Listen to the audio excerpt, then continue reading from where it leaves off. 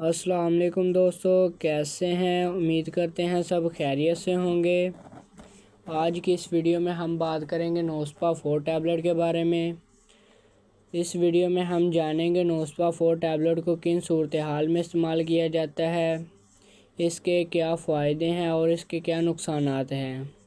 اور اب ہم بات کرتے ہیں سب سے پہلے اس کی فارمولیشن کی۔ تو یہ ڈورٹاویرین HCl ہے۔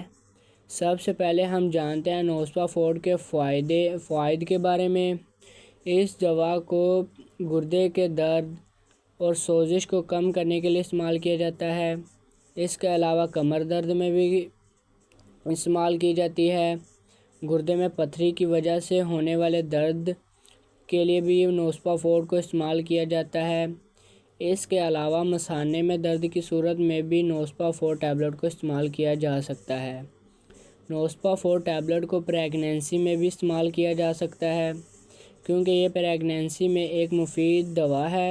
اس کے علاوہ زیادہ وزن اٹھاتے وقت کمر میں ہونے والے درد میں بھی اس دوا کو استعمال کرنا انتہائی مفید ہے۔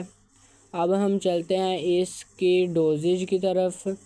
تو ہمیں یہ 14 سال سے کم عمر کے بچوں کو نہیں دینی چاہیے، اور 14 سال سے زیادہ عمر کے بچوں کے لیے اس کی دوا کی ڈوز 1 ٹیبلٹ صبح اور 1 ٹیبلٹ شام کے وقت کھانا کھانے کے بعد استعمال کرنی چاہیے۔ اس دوا کو ہمیں اپنے ڈاکٹر کے مشورے کے مطابق استعمال کرنا چاہیے۔ اور اب ہم چلتے ہیں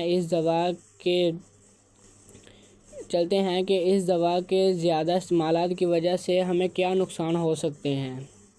تو اس کے سائیڈ ایفیکٹ میں کچھ سائیڈ ایفیکٹ یہ ہیں: ہمیں غنودگی ہونا، پیٹ نرم ہو جانا، متلی آنا اور سر کا چکرانا وغیرہ۔ عام طور پر یہ اس کے سائیڈ ایفیکٹ ہیں جو بہت کم لوگوں میں ہو سکتے ہیں۔